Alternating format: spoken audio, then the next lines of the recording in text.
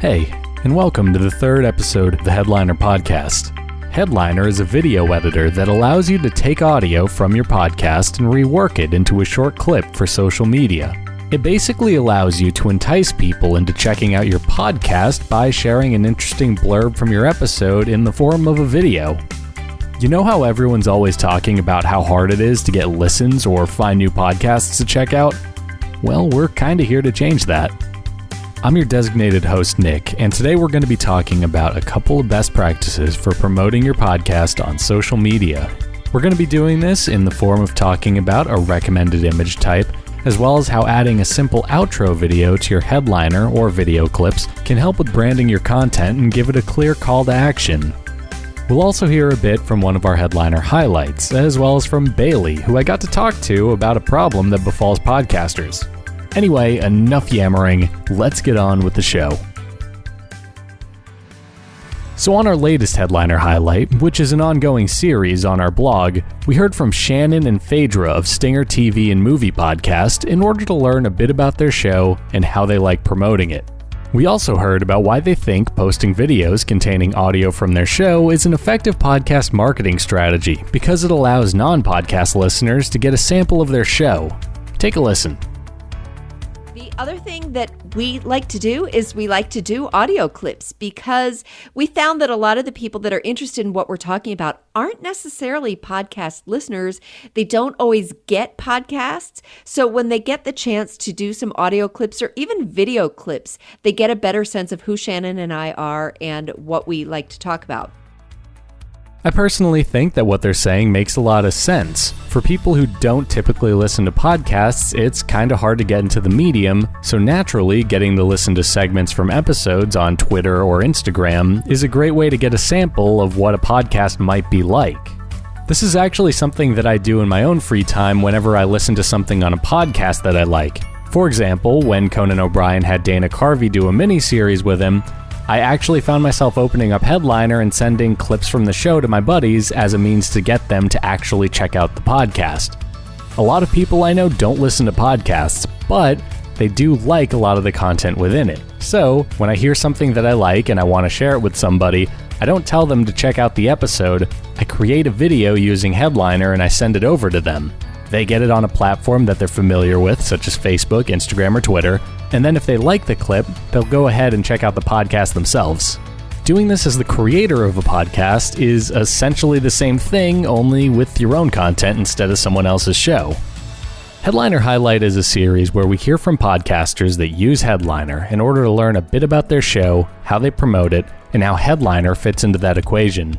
If what Shannon and Phaedra had to say piqued your interest at all, be sure to check out the full Headliner highlight over on our blog, headliner.app/blog. We post new ones every week, and we'll be sharing our favorite bit from each one on every episode of this podcast. And if you'd like to submit some audio to be featured in a future highlight, be sure to reach out at info@headliner.app. And now, how about we mix things up a little bit by hearing from Bailey, who I got to have an interesting conversation with about podcasting and its discovery problem. Hey, Nicholas. Hey, Bailey. Welcome back to Wednesday with Bailey Nicholas. That's not the official title. So what are we talking about today? Wait, what? Are you kidding me? I literally was just like, oh, Bailey, what are we talking about? And you're like, let's just record. Yeah, exactly. This can be part of it. Do you have anything for me? I just feel so blindsided right now. This is how I see these going. Unless someone starts sending us stuff for me to do, like we suggested last week, and we'll continue to send me things for me to do, then I walk in this room and we talk about something podcast related. Okay. Yeah, that's totally doable. I'm also going to start creating a list of things to talk about then. So, okay, I have something for us. Okay. So, okay. This entire episode, I've mentioned at least once or twice in it that people have trouble finding podcasts to begin with, especially if they aren't podcast listeners at all. I've heard of this discoverability problem. Yeah, it's like the big buzzword that's on it's everywhere. Just everyone always brings it up. So, do you have a way that you discover podcasts? Or how did you discover a podcast or two that you like? I think generally when I look for podcasts, it's usually by looking for a topic or an interviewed person. Like I'm like, oh, I want to hear this person talk. But generally, that's if I'm in search of and I want to like learn mode. Gotcha. Otherwise, it's like on. This is not staged. Very much true. Like on social media, like I'll just be scrolling through Twitter or what have you, and someone will link a clip, and I'll hear it, and I'm like, oh, I want to listen to this. Like 9 times out of 10. That's how I end up listening to podcasts. Okay. Because of like the big discoverability problem that exists now, it's mentally too much work for me to think, oh, I'm going to go to wherever and like try to find a podcast. Gotcha. It's more of I'm doing my everyday life and a clip, I see someone posts a clip of a podcast online and I'm like, oh, wait, I want to listen to this. Have you ever and this is something I'm actually just curious about. Have you ever gone on like the iTunes or the Apple Podcast chart? Yeah. So that's something I've actually never even considered doing, and I don't know why. I've looked at, but I mean, the big thing with the discoverability that no one really is kind of addressing yet, wink, fancy. wink, is podcasts are so long and it's such a commitment to them that like just seeing, for instance, on the podcast charts or even like Spotify's new playlist thing is like just seeing the title and potentially the cover art is not enough to convince me to listen to it. Yeah. Because generally the first 15, 30, 60 seconds of a podcast is relatively bullshit. Yeah, yeah. Like- It's totally like it's either like an ad read, a intro song, A setup of some sort. setup. Maybe it's like them announcing live shows. Which is all fine and dandy, but if we're getting to a place where we're putting podcasts in playlists and we want to convince people to listen to it, like that has to change where I can quickly, much like a song, for instance, when you listen to a song, it plays through, you would know within the first 30 seconds, like, I like this beat, I like this melody, I like their voice, like, I kind of know that, like, I will like this, and then you listen or not. With a podcast, they're so long and complex, and no one sets up podcasts in a way that's, like, within the first 30 seconds, 15 seconds, really it shouldn't be 30, it's probably, like, 15 seconds, do I deliver, not a synopsis, but, like, if someone's being interviewed, like, putting the clip first, or, like, setting the stage, and I feel like that's really missing from podcasts. It's weird that you said all this, and this totally isn't like set up at all. Like you literally did blindside me at the beginning of this. I know, it's my favorite thing to do. Dastardly. But no, it's really funny that you mention all this because I was actually thinking about the same thing. Like going back to how Spotify works when you listen to a song, you're usually sold in the first 30 seconds. And it's gotten to the point where like songwriters are literally changing the construction of music to put the chorus within that 30 seconds. So like Post Malone is now like super well known for all his songs starting on a chorus and being like 2.5 minutes long. And it's because his songs are like designed to play with Spotify's algorithm in mind. It's true. Yeah. And it's like, so I think to start with discoverability and like naturally the progression is like where is a lot of focus in podcasting, and it is Spotify. And Spotify did just come out with these playlists, and that was one of the biggest things I had with it, was like podcasts in their current format aren't built for playlists. They're not built for episodic consumption, but really that, in my opinion, that's where the future of podcasts are going, unless it's like these more serialized, basically audiobooks, but they're podcasts. They're the serialized like narratives. Like so, Serial and all of that. Yeah, like Serial or Not Another D&D Podcast. Yeah. Where like you do have to like actually listen to it in order. Right. But like some of these other, they're more interview based or just topic based. I mean, I listen to a lot of marketing podcasts or strategy podcasts or advertising podcasts, and a lot of those are one-off like thought pieces or are interviews based.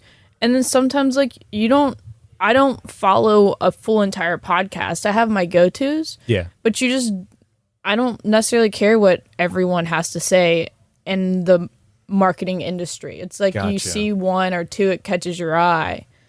More so than like, I follow this podcast and I'm going to listen to every single one because I care about every single person that comes on it. Like, that's impossible. Yeah, that makes sense. I mean, I think it's kind of interesting. So the way I find podcasts by and large, I have like several ways. But like the first way is the boring way, which is, oh, I was just familiar with the host of this show from something else. So like a couple podcasts, like Off Camera with Sam Jones is arguably my favorite one. Technically not a podcast. It's a TV show that gets mirrored as a podcast. Okay. So I just happen to know the TV show and all the YouTube clips. And then when I'm on the train and I don't have access to either of those, I listen to the podcast version. All right. Other people like, I mean, I think I may have mentioned it, but I'm a huge like Jake and Amir nerd. I don't even know who that is. They're collegehumor.com. Okay. So yeah, like I'm a huge Jake and Amir guy, and like they have a podcast. So like naturally I listen to their podcast. Yeah. You know, stuff like that. The other way is when I actually, and this is more similar to you, when I actually need like something specific, like, oh, I'm super into, it's never marketing stuff with me. I'm not as cool as you, sorry. But like, oh, I'm super into like French New Wave movies. I want to listen to a podcast about the New Wave. Right. I'll actually like straight up go on Listen Notes, because Listen Notes allows you to type in keywords and then it'll actually just pull up a bunch of podcasts that mention the word French New Wave. Nice. Somewhere in like the show notes. Okay, so it's based on the transcript? The keywords are based on the transcript? Oh, the show notes. It's based on the show notes, right? I think they're doing transcript. I know Google wants to do that, and that's going to like ruin my life because I'll literally find way too much stuff to listen to. It's so nice though. Yeah, it's going to ruin my life in the most convenient way, which is like the only way you should ruin my life. You know? I don't know. I like it. This was completely off topic. Ruin my life, completely non-convenient, dirty. Yeah. Like, just go for it. Sinister ruin your life. Yeah. We might be able to use this as a separate segment. But okay. So you're kind of talking about one of your favorite podcasts. I forgot what the name of it was. The TV show one? The TV show one. Okay. Like, what are your thoughts around TV shows or any of these type of like basically YouTube video? Well, let's go this. Do you listen to podcasts on YouTube? Oh, wow. That was a nice segue, Bailey. What I was getting at was like, what are your thoughts around like kind of these non-podcast originating things, so video content becoming podcasts? Like, does it matter that they started as a video and are going to audio? No. I mean, depending on the content itself, I guess, right? Because I've actually like thought about this where like I listen to a lot of like essay and editorial stuff. Right. And I may as well listen to it like it's a podcast because it's just on in the background. Right. So like I think it's harmless. Now, if you're asking about the other side of that, where it's like, oh, are you listening to straight up podcasts on YouTube? Well, that was like the opposite segue was like having your podcast that you've made as a podcast. So like what we're doing now, if we were recording it as a video and then posting it to YouTube. Like a full video. Like a full video. Okay. So yes, I would totally do that. And I do that actually with, I mean, the off-camera thing doesn't count because that's like natively a TV show. Yeah. It's an interview series. But like that Jake and Amir podcast I mentioned, they actually do on their Patreon now, like, oh, for $5 a month, you can get a different web series that they're working on, but you also get bonus episodes that are full video. Right. And the full video ones, I literally save them because I'm a meal prepper, so I like to like cook on a Sunday night for the week. I've never seen you eat, so I don't know what meals you're That's prepping. True. That's true. It's mostly like pretty pathetic excuses of food, if I'm being honest. I unboxed my Cliff Bars and put them with labels on Not that far from the truth. I'm a 24-year-old guy. It's not like I can actually cook. Oh, but I mean, hey, I'm a 27-year-old girl, and I still basically do the same thing. Yeah. Good to know I'm in like decent company there. Yeah. Then. But like, I'll be like doing all that stuff. I'll be like prepping meals and stuff for the week, or I'll just be like cleaning my apartment or something. Right. And like, I will literally have this episode and I'll be like, cool, I need background noise. Let me, Chromecast Vimeo onto my TV and like actually watch this as if it's a TV show. And it's just a podcast. So I actually love full episode or like full video podcasts. Yeah. Even like stuff created using like our full episode tool. Right. Like I was thinking about it and yeah, some people like need, how like some people sleep with the TV on and stuff? Energy wasters. Yes, the electricity haters of the world. Yeah. Like some people do that and they need like background noise and it's like, oh, a podcast, like put a nice colored background in the waveform, and that's like a decent screensaver while you're doing something. Yeah, it's true. Yeah. Yeah, the whole YouTube thing, it's interesting to watch as especially as more of these creators that have their platform, they've made a big name, like the College Humor guys, how now, especially the YouTubers are like, oh, there's money. I mean, my fans are in podcasting, or there's money in podcasting. Like, I'm going to go there. And naturally, they're uploading them onto the platform that they know, YouTube. Yeah. And like, how will that change YouTube? And even so, YouTube tweet on that International Podcast Day. And They did? yeah, so it was interesting because YouTube is a video platform, and I was wondering how they felt about like this non-video content still being video content, like showing up in excess. And it said the tweet was something paraphrased here, like, what podcasts do you listen to on YouTube? And I was like, what an interesting phrase for a video company to ask what you're listening to on their platform. Is it though? I mean, this might just be like where I grew up and how I grew up, but like when YouTube was like a new thing in like 2006, that was like, I was at the age where I was like actually starting to understand what music was. So like, it's not like I actually listened to the radio. I got into Radiohead and stuff by watching YouTube videos of just their songs. That's true. And like they created the whole music player just for like people use YouTube. Yeah. So I guess people have always used videos as a source to listen to audio. Exactly. Like it doesn't, I mean, there used to be literal channels on TV dedicated to just basically doing that, just playing music. Called MTV. No, not MTV. Like not music videos. Oh, I know which ones you're talking about. Like the ones that are like reggae or like the pop rock or whatever. I call them like the crappy dinner party channels. They were basically audiograms. Yeah. Yeah, no, exactly. It was just like it was the screen. Yeah. Yeah, and it had like maybe a stock animation in the back. So like I don't think there's an issue with it. I know like some podcast hosts or like some podcast marketing sites say it doesn't make sense to share it on YouTube because nobody will find it. But like, is it really that much work to put it up anyway? No, especially when it's automated. Yeah, when it's automated using cool apps like Headliner. Yeah. Hint, hint, more you know song plays now. But like, it takes like an extra 3 minutes maybe out of your day to like download the file, upload it to YouTube, paste your show notes. Right. You know, like 3 to 5 minutes tops. So like, why wouldn't you do that if it gets you like listeners? Yeah. Yeah. All right. Well, this started out talking about discoverability and how I found podcast. I have a problem with podcast. This is me wrapping up and then. No, I like podcasts. Nice backpedaling there. So to recap here, discoverability. It's a thing that we're trying to solve with things you don't know about yet. But until then, Nicholas is laughing. I'm just like, this is very like free association. I know, now I'm just wasting time. Yeah, I don't have anything else. Stay tuned, listen to the podcast. Check out our blog where you can tell me things to do and I can report back on them. If you don't know what I'm talking about, you clearly didn't listen to the last podcast. You can tune in at about, I think it's around 6 minutes is when the important thing, that's when I start talking. Nice. That didn't hurt. Yeah. All right. Cool. So today I thought I'd share a tip that I like to keep in mind when it comes to designing clips for a podcast. I've found that using faces in videos as opposed to faceless podcast art can lead to greater engagement on social media. I think it's because it gives the viewer something to latch onto and relate to. And there's actually a bit of psychology at play here to back me up. Just hear me out on this one. Robert Lowell Fantz, an American developmental psychologist, famously introduced what became known as the preferential looking paradigm in the 1960s in order to study cognitive development in babies. And one of the things he found through this paradigm was that babies, and in turn the human mind on a fundamental level, actually preferred looking at human faces as opposed to something without a face, which in his case was a black or white bullseye target.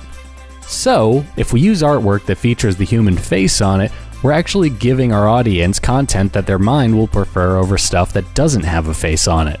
And before anyone mistakenly thinks that I casually bring psychology up in all my conversations, that knowledge was all thanks to a half-remembered lecture and a quick trip to Wikipedia for some verification. Anyway, remembering to use an image of either you or your co-host, a guest on your show, or even the subject of your podcast episode or clip can actually really help you stand out on social media. It personalizes your content and makes you out to be a bit more than a floating voice that people listen to on the way to work.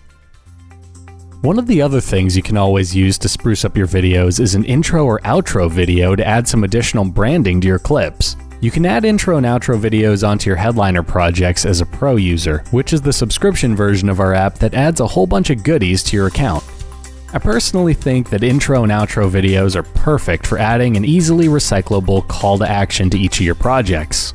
You can use it to remind people to check out your show if they liked what they saw, as well as show them where your show is hosted, your website, or simply tell them to follow you on social media. And the best part about these clips is that they're separate videos that don't need to be created on Headliner, though there's nothing stopping you from creating a project and exporting that for your outro videos. So if you have experience using other video editors, or you want to pay someone on a website like Fiverr to make something for you, you can import some really cool custom animations to use as an outro clip. Alternatively, you could also work in some full video that you shot using a camera or your cell phone telling people where to find your show. Or if you don't think animation or full video is quite your speed, you could always create a project in Headliner and import a custom image that you then export as a video to use in your outro. You can add an intro or outro clip to your video by clicking the blue export button on the timeline and clicking Add Intro or Add Outro on the window that'll appear on your screen. But guys, I think it's time we started winding things down for this week's episode. Feel free to email me at nicholas@headliner.app if you have anything you want me to discuss on a future episode, or have a Headliner or podcasting related question that you want me to take a crack at answering. And with that, I think we've reached a stopping point for this week's Headliner podcast. I hope you guys enjoyed it and that there was something here of value to you. Have a good one.